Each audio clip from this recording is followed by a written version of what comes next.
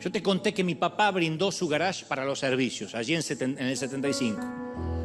Y en esos primeros pasos teníamos muy en claro que el mensaje era para todos. Había que traerlos como sea. Pobrecito, traíamos siempre lo he contado, un paralítico llamado Pinto, Don Pinto, que había quedado cuadripléjico, no podía ni hablar.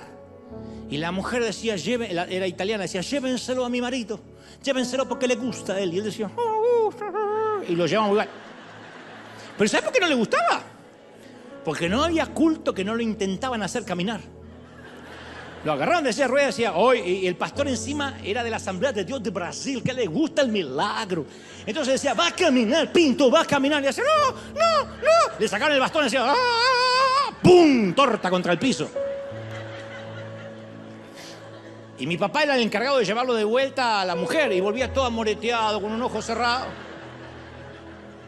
La tana decía, ¿qué te pasó, viejo? Él siempre se queja, dice la mujer. Vénganlo a buscar mañana de vuelta.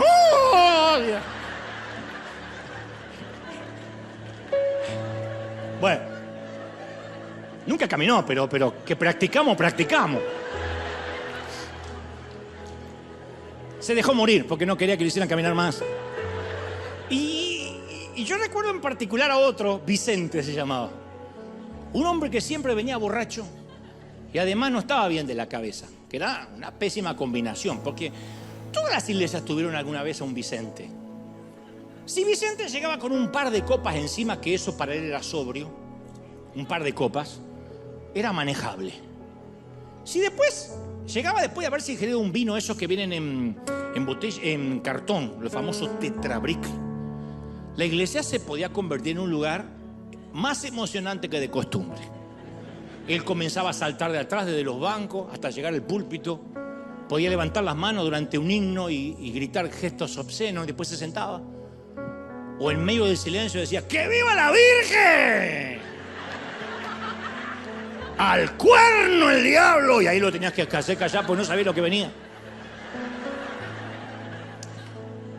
O podía caerse dormido para atrás con el banco y se llevaba a las 3 hermanas que estaban con él, que quedaban con las patitas así.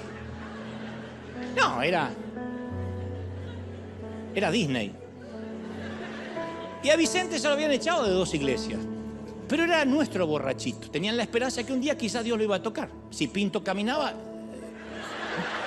él podía dejar el alcohol.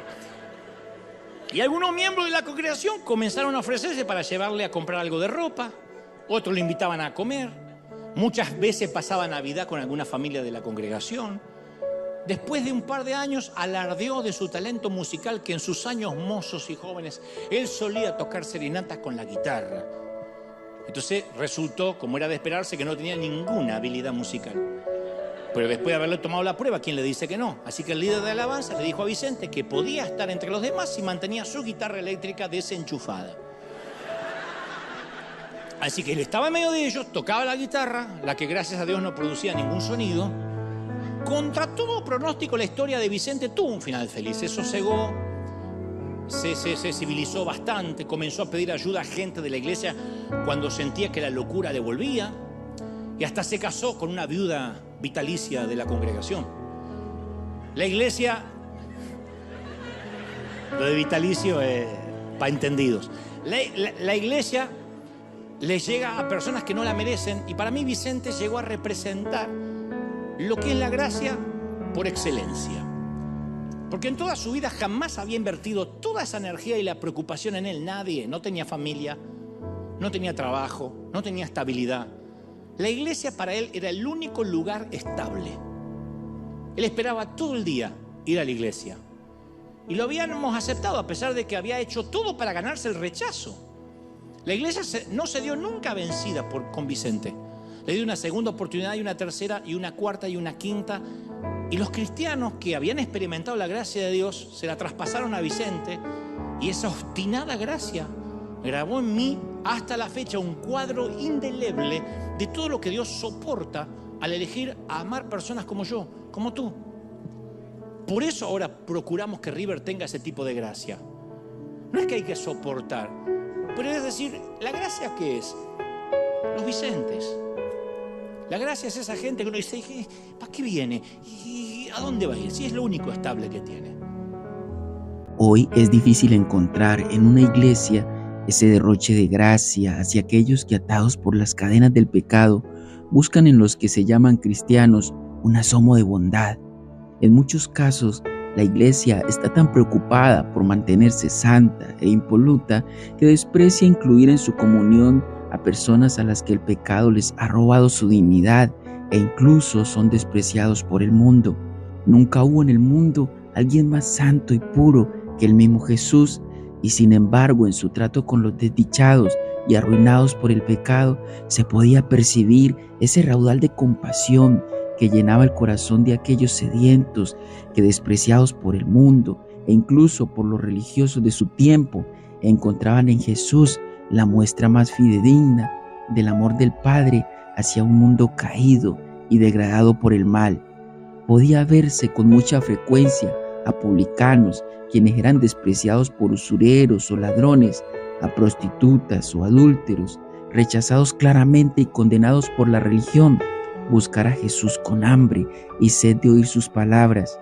Qué tan diferente es ver esto en nuestros días, pues esa misma clase de pecadores y cautivos por el mal que buscaban con ansias a Jesús para hallar alivio, hoy rehuyen y evitan a los que dicen ser sus representantes en la tierra. Esta pregunta es para que meditemos en nuestro corazón. ¿Has visto lo difícil que es hoy día lograr que un pecador acepte una invitación a escuchar un mensaje en la iglesia? ¿Qué ha pasado en la iglesia de nuestros días, que nos hemos vuelto indeseados por aquella clase que necesitamos alcanzar? Dios nos ayude a entender cuál es la razón por la cual nos llamamos iglesia, a salir de esa burbuja evangélica en la que a veces nos metemos para evitar ver la miseria y decadencia de aquellos que estamos llamados a alcanzar, a iluminar, reflejando en nuestro carácter el amor del Salvador hacia aquellas personas que perecen en la oscuridad. Que el Señor nos bendiga.